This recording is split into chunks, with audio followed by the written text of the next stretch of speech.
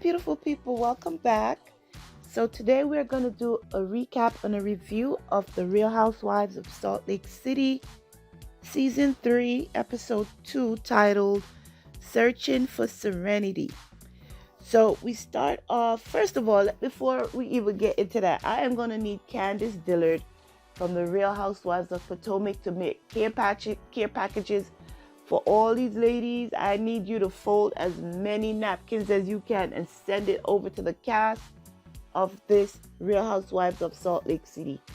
Everybody on this cast was crying last night. Everybody needed a napkin. And I know Candace makes a great folding napkin. So I need Candace to send her over some care packages.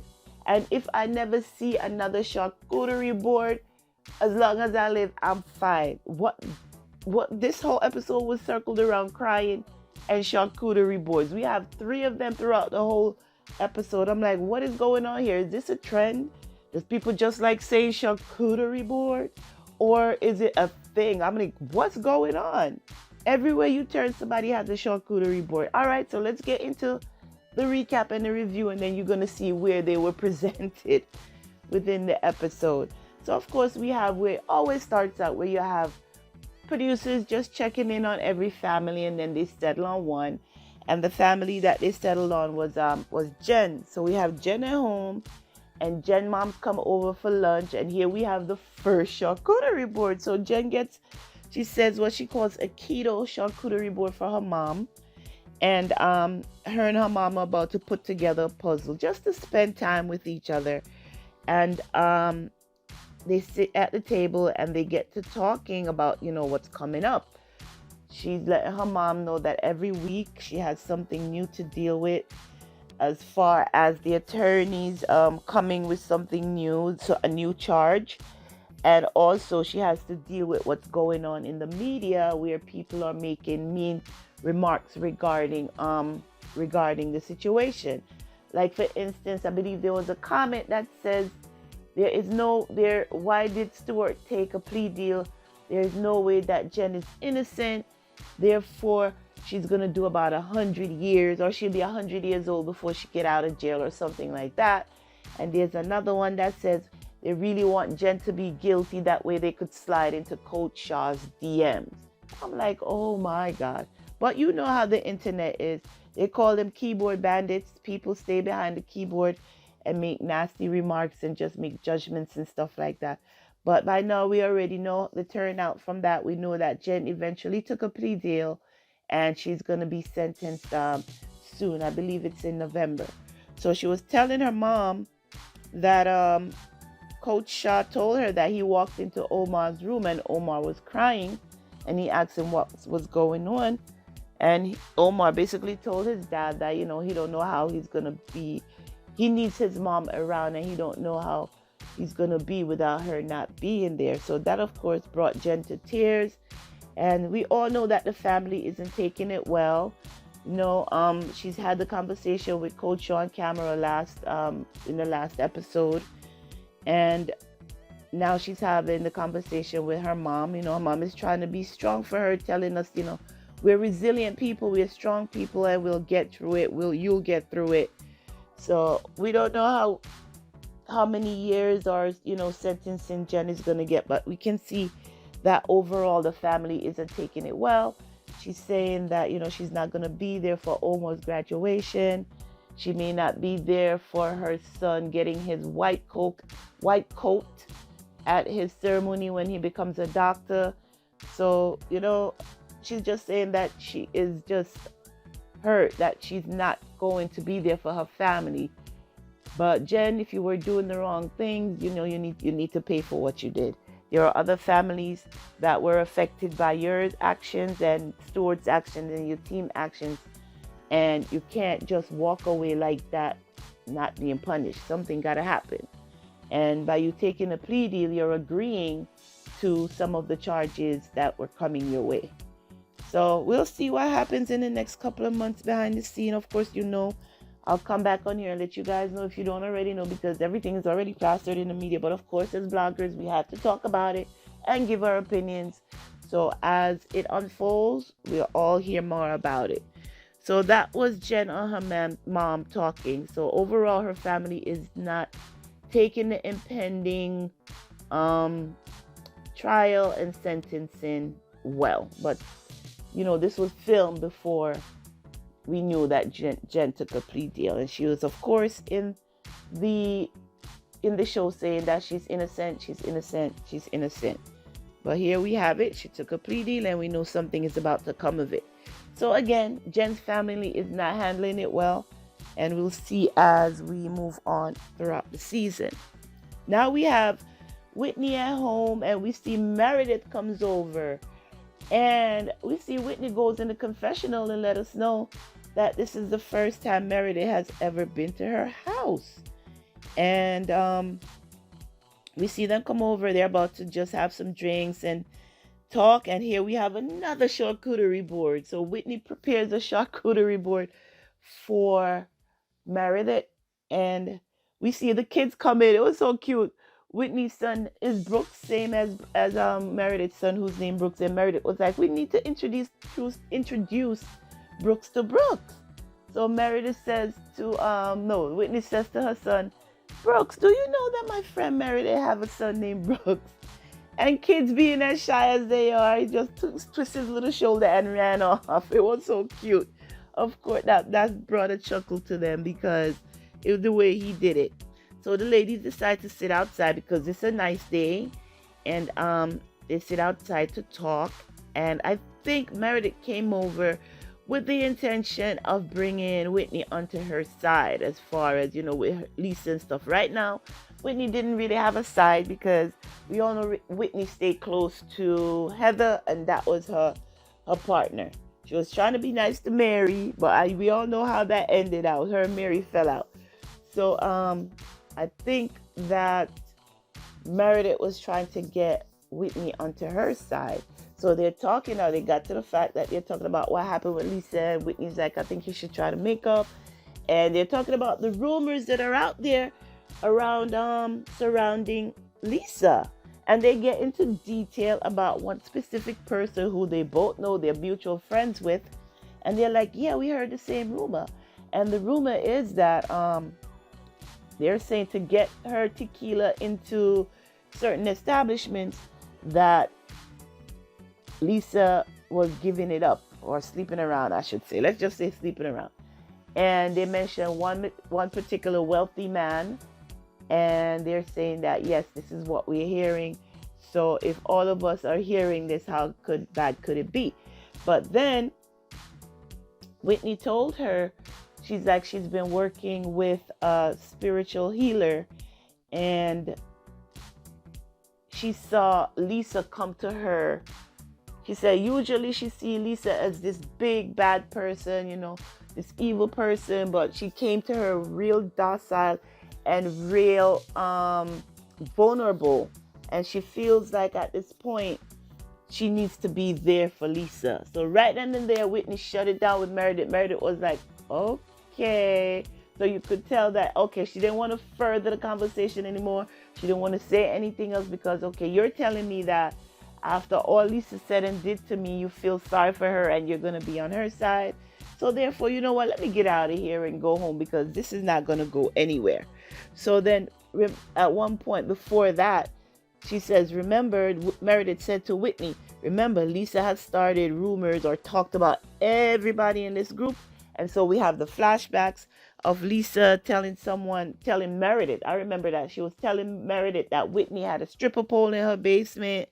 I remember she was also telling Meredith that in high school, it's rumored that Heather was the good time girl and she was flashing people. She would just flash anybody. And then we heard her talk about the fact that, or the alleged, where Jen, when she left Heather's house in season 1 or 2, that she didn't go straight home in the Uber, that the Uber stopped midway somewhere. So she thinks that Jen is cheating.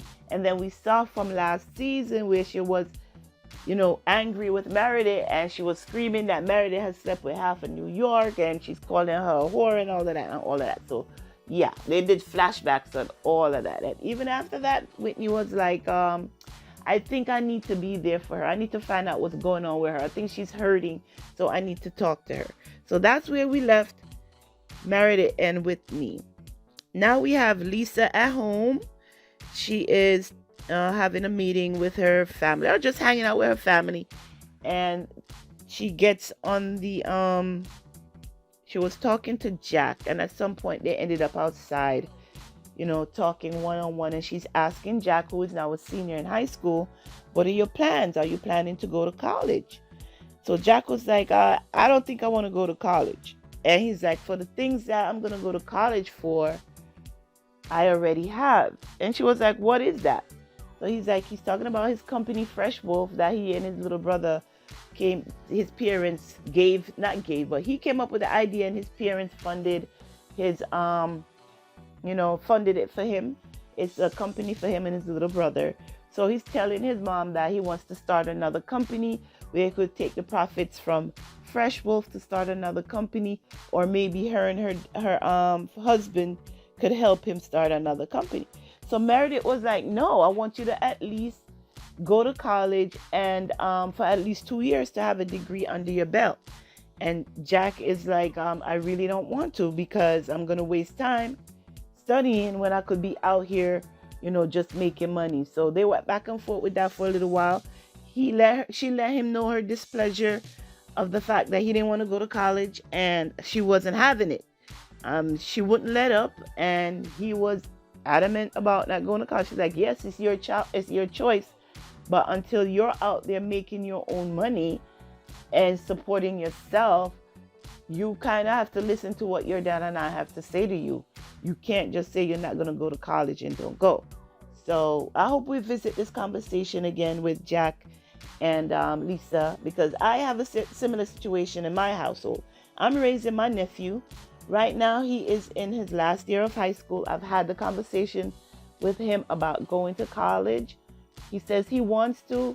I actually told him, I said, listen, it's really your choice, but honestly, I would just like for you to go through to have the college experience. It's even just to have your associate's degree, just to say you have a college degree. And from there, you do whatever you want to. Just give me that. I mean, we've been going through this for all these years. We're almost finished with high school. Let's just go get a 2-year degree, and you decide if you want to go on. Because at this point, he still doesn't know what he wants to do. And I'm like, okay, yes, it's okay for you not wanting to know what you want to do for life at 17 years old. But at least, have some sort of direction. I'm trying to find out, okay, what are your hobbies? What are you interested in? What do you want to do? And all I'm getting is that, I don't know. And that drives me wild, because I introduce him to so many things, and all I get is, I don't know. Oh my gosh. I don't know if you guys are going through that in your household as well. But like we said, we're trying to give these kids independence. We're trying to have them make their own decisions, but sometimes you really do have to steer them in the right directions. You do have families who tell their children that you're going to be a doctor, you're going to be an engineer, you're going to be a lawyer. They get to the point where they can't handle it, and then they drop out of school, and that's money wasted and stuff. So we'll see. I'm hoping that a switch will turn on or something, and he'll just like, all right, this is what I want to do. So right now, we are not even looking at colleges, because he doesn't know what he want to do. Why am I going to send you to a college where you're just going to go there and get a degree in liberal arts? I mean, yeah, that's a degree, but what is that going to do? Give me something. Well, give me something. Anyway, I digress. So that was the meeting. That was the conversation between Lisa and Jack. I hope they visit this again. Now we have Whitney and Justin at home, and we see Whitney looking kind of sullen, she's not happy. So she calls Justin in the room and tells him she needs to have a serious conversation with him. She pours him a drink, get herself some water, and then they move into the living room. So of course, she tells him she needs to have a serious conversation. He asks if she's okay. She says no. We have the cliffhanger, and then she sits down and she tells him that she was just talking to her brother on the phone, and she's letting her brother know about the healing journey that she's going through, and that she's recalling memories from her childhood. So her brother told her that he's going through something similar, and he's going through therapy, and it's called a EDMR, some sort of memory recall. And her brother called to tell her that he remembered her being abused. So of course she doesn't say what type of abuse, if it's physical, if it's sexual, verbal, whatever, she's not saying. But she's saying she has buried the pain and anger so deep that she really doesn't want to bring it up, because if she bring it up, the memories are going to come flooding back. So I'm trying to think about, the episodes where she had with her dad. We all know that her dad was, she was trying to help her dad fight his addiction. So her dad was addicted to, I believe it's either cocaine or heroin or something. Remember, she was also trying to support him by getting him a job or opening a salon for him, because he does hair and stuff like that. So I'm wondering if some of the abuse that she witnessed or she endured was at the hands of her dad. So I'm hoping that we're not going to delve into it right now, since Whitney is just touching base. She's just letting us know about it now. So I'm not going to go out there and speculate and assume and throw things in the air. But I'm sure she will come back and tell us what it's about. She also tells us that the healing person that she's working with, when she came to the house initially, she saged the house. And she told Whitney that all 4 of her bathrooms were heavy with demons. And she's like, whatever happened to you was happening in the bathrooms. What is it with you in bathrooms? So I think that's what Whitney was trying to tell us. So she said from the age of 8 to 17 that she has a lot of deep-seated memories that she doesn't want to bring to the surface. All right. Now we have the ladies. They're getting ready to go on their trip to Arizona. Remember last episode, they want to do a quick trip for Jen. Lost it for a minute. They're doing a quick trip for Jen because they know Jen is getting ready to go to New York. She needs to face what's coming, and Jen cannot travel. So Heather came up with going to a spa in Arizona. Not Heather, Whitney came up with the idea of going to a spa in Arizona. So that's where they're heading. So we have Heather getting, packing, and her girls are in there messing with her things. As you guys know, one of her girls is named Georgia, just like me. So, they're getting ready for their trip. They're messing with their mom's luggage and stuff like that. And then we jump over to see also Jen getting ready, her and Coach Shar in her closet, putting her things together. She wants to have a trashy lingerie party, so she's picking out pieces. And Coach is like, where you going with that? What you going to put in that? She was like, we're going to have a garbage trash whore party. That is what Lisa had called Meredith when she was doing her rant last season. Oh my God. So they found that Coach was like, no, you're not going to do that. Of course, Jen was like doing her little cheerleader thing. Well, it was funny to watch. It was cute to watch. And then we have Whitney and Lisa traveling together ahead of the other lady. She said, imagine all 5 of us traveling together. That wouldn't work. So therefore, she invited Lisa to travel ahead with her. So both of them are getting on the plane. We see them going to the airport, getting on the plane and headed to the location. They rented an Airbnb. So they rented out a whole house with a pool and stuff like that. And then we come back now. We're switching back and forth between everybody. So we have Heather in the confessional. First of all, we see her walking through the airport. She's like, yeah, we're going to Arizona. So the producer was like, but you don't seem that excited to go to Arizona. She was like, why would I be excited to go to Arizona? Arizona is the redheaded stepchild of Utah. She said the only thing different about Arizona from Utah is that it's warmer and it has more white people, if that's possible. So she was not excited to travel to Utah. She don't think Utah is a fun place to be. So now we see the ladies get to the house. They're touring the house. And Whitney said, oh my God, did I just step into Mary? Is this one of Mary Cosby's houses? She's like, oh my goodness, everything is so outdated. It's just not, it's just like, ew. Lisa was like, oh my God, what is this? Well, the house look like this. Everything is so outdated. You know how Lisa talks. So they did a tour of the house, and then the two ladies went by the pool, and they're still waiting for the others to arrive. So Whitney and Lisa are talking. I thought she was going to tell Lisa what Meredith said, but no, she was telling Lisa about her experience, about her having the spiritual healer in her life, and that she's bringing up memories that, she really doesn't want to face.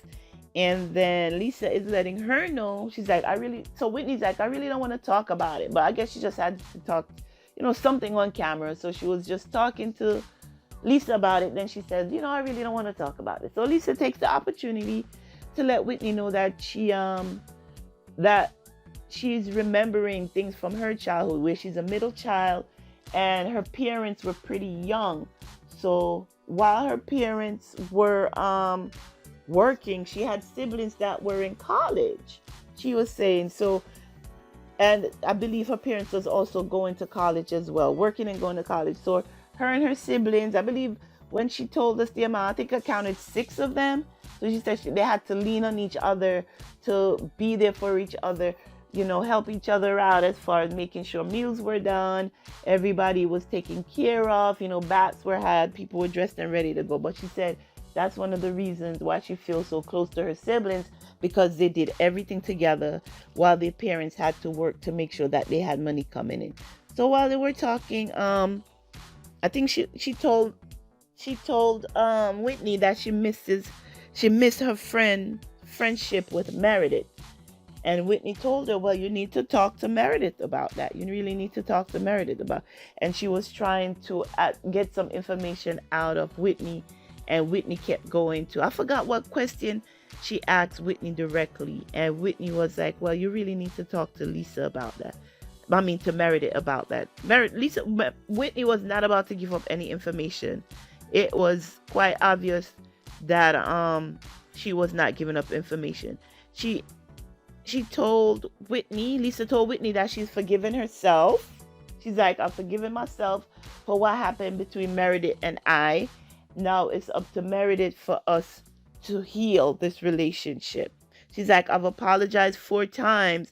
How many times do you want me to apologize? There's only so much times I can apologize to Meredith. So let's see what happened. Now the other ladies arrive. Whitney takes them on a tour of the house, show them their rooms and stuff, because her and Lisa had picked out who was going to be where when the ladies came. They gave Jen the master suite, of course, and Jen gets in a confessional and she's like, since I've been in trouble, I've been getting treated very well. She's like, that's the only good thing about it. Every time we travel, I get to the master suite, or I get the best room or something like that. But that's the only good thing that's coming out of this, nothing else. So they go in the kitchen to have like a toast or whatever.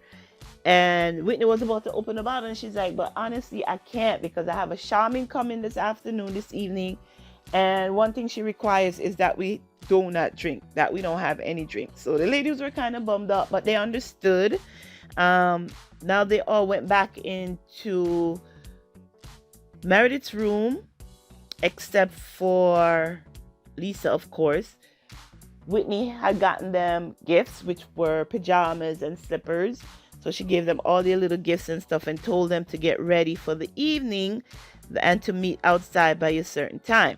So they had a little time before dinner. So Whitney and Heather is in Whitney's room talking. And Whitney let Heather know that she met with Meredith.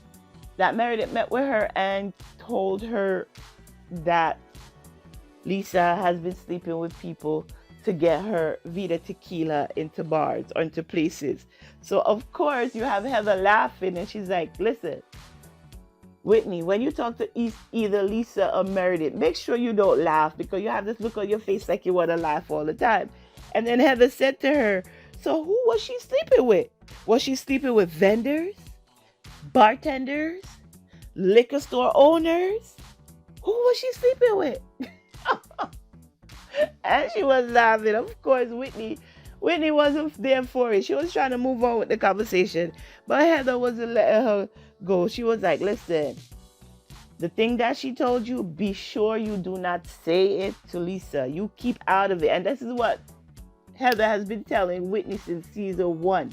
Whatever information you have, girl, you better hold on to that and do not give it up. Don't let nobody know what you have. Don't do it, because they need to work this out amongst themselves, so you better not say anything.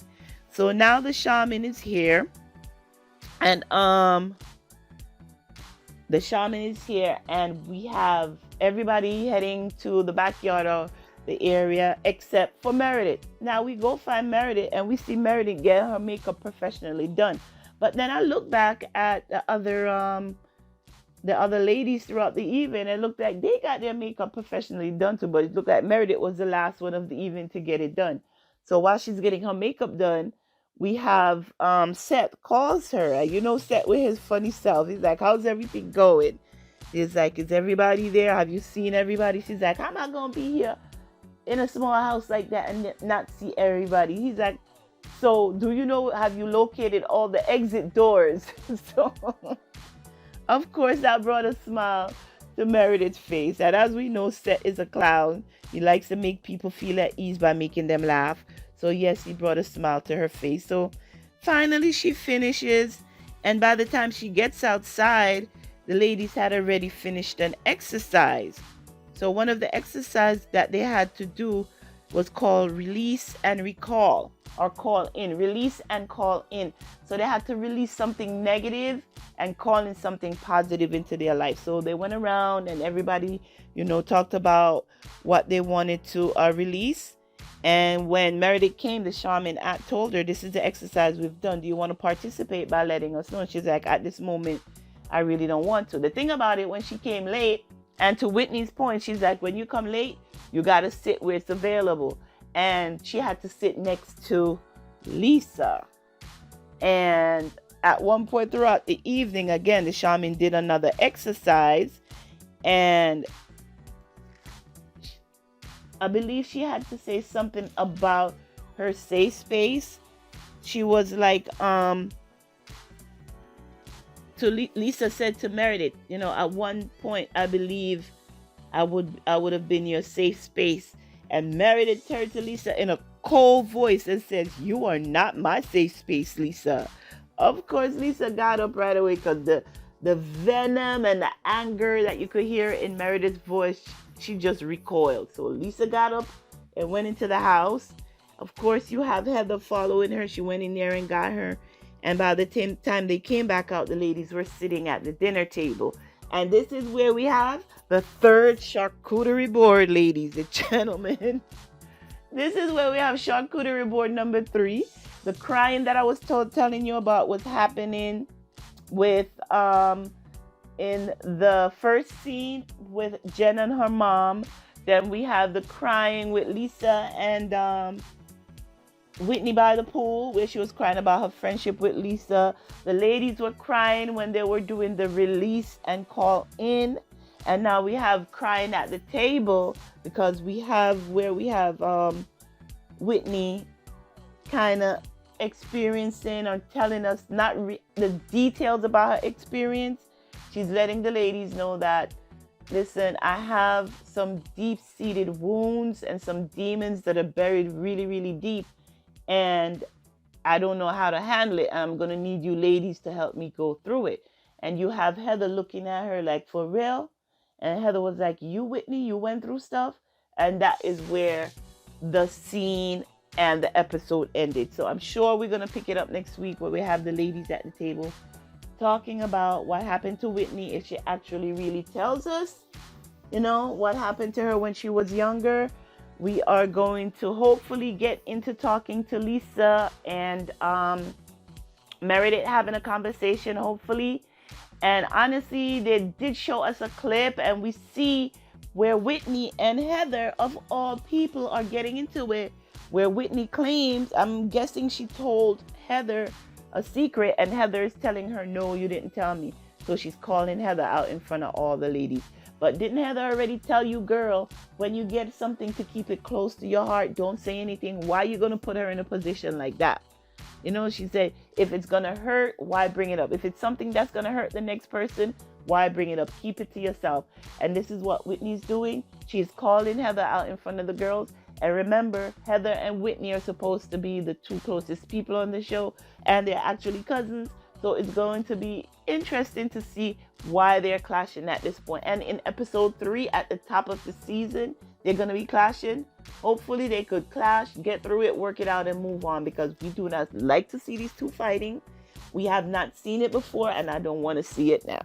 So that is the recap and the review of the Real Housewives of Salt Lake City Season 3, Episode 2, titled Searching for Serenity. Be sure to download this podcast if you're listening to it on the podcast, and share. Make sure you subscribe to the podcast. If you're listening to this on YouTube, please give this video a thumbs up. Share this video. Leave a comment if you wish. And until next time, be sure to take care of your family and yourself. Bye-bye.